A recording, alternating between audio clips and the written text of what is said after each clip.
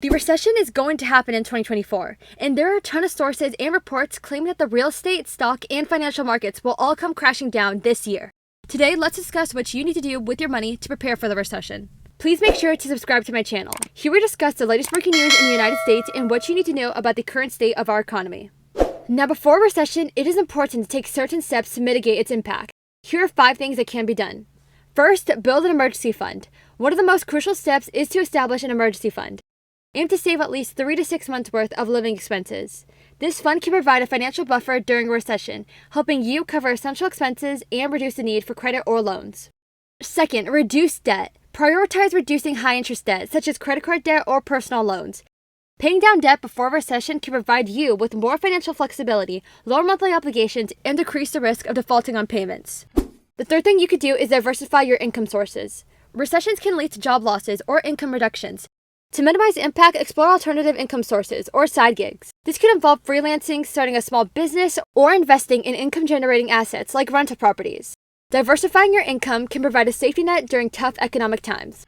The fourth thing you could do is review and adjust investments. A recession can significantly impact investment values, so consider rebalancing your portfolio by diversifying across different asset classes and reviewing your exposure to high-risk investments. And the fifth thing you could do is review insurance coverage. Evaluate your insurance policies, such as health insurance, life insurance, and disability insurance. Ensure you have adequate coverage to protect yourself and your family in case of unexpected events. Reviewing and adjusting insurance coverage can help alleviate financial burdens during a recession. Your goal before the recession hits is to make your dollar go further. As the cost of money gets more expensive, consumers are put in the position to figure out how to best spend their limited dollars. For example, if gas is a big spending category for you, try to use a gas rewards credit card that will reward you for your purchases. Cardholders for the Citi Custom Cash Card get 5% cash back on their highest eligible spend category for each billing cycle, which can include gas on up to $500 worth of purchases in that category, and then 1% cash back thereafter. This means big gas spenders can earn up to $25 per billing cycle. You also would want to take a look at your spending. If you're feeling cashed up right now, it's worth seeing where you can eliminate any discretionary costs. In other words, expenses outside the necessities of things such as rent, food, and utilities. I recommend looking at recurring charges such as unused gym memberships or subscriptions. For example, a 2021 Chase survey found that 2/3 of consumers have forgotten about at least one recurring payment within the last year, and more than 70% of consumers estimate wasting over $50 each month on recurring payments for things they no longer need. There are so many people who have gym memberships and they never use them, and streaming services that they forgot they subscribed to. You can't save money until you know how much you're actually spending. But there are actually many apps you can use to keep track of your expenses and cancel any unwanted subscriptions. The Rocket Money app can help you cancel unwanted subscriptions by linking to your bank account and analyzing your transactions for recurring payments. Once Rocket Money finds your current subscriptions, you can choose which ones you want to keep and which ones you want to cancel. The app also helps you keep track of your bills and alerts you when you're close to your set spending limits.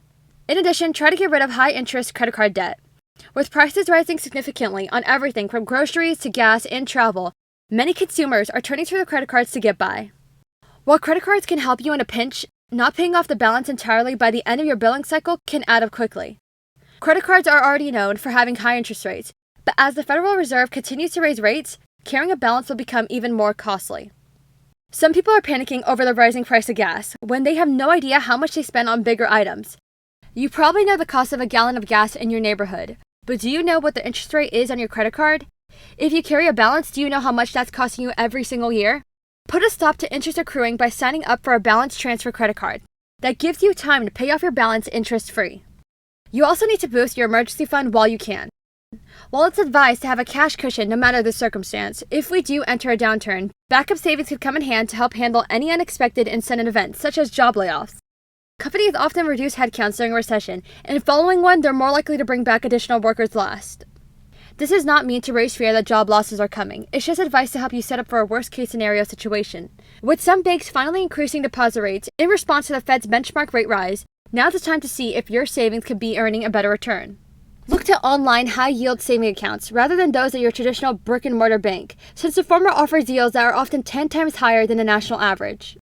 As for your investments, it's crucial to keep an eye out on this. While market movements can certainly be exciting and on the other hand unsettling, it's crucial to remember that investing is a long game, where you benefit most from sticking it out over the bumps. The recession of 2008 was a severe worldwide economic downturn that had far-reaching consequences. One of the primary catalysts was the housing market bubble in the United States. Over the years leading up to the recession, housing prices had been rapidly increasing. Fueled by relaxed lending standards, low interest rates, and a belief that home prices would continue to rise indefinitely, lenders began offering subprime mortgages to borrowers with poor credit histories or insufficient income to qualify for traditional mortgages. These subprime loans often had adjustable interest rates that would increase over time, leading to higher monthly payments. But as housing prices started to decline, many borrowers found themselves unable to meet their mortgage obligations, leading to a surge in loan defaults and foreclosures. Mortgage loans were packaged into mortgage-backed securities and collateralized debt obligations. These complex financial instruments were then sold to investors, including banks, pension funds, and other financial institutions.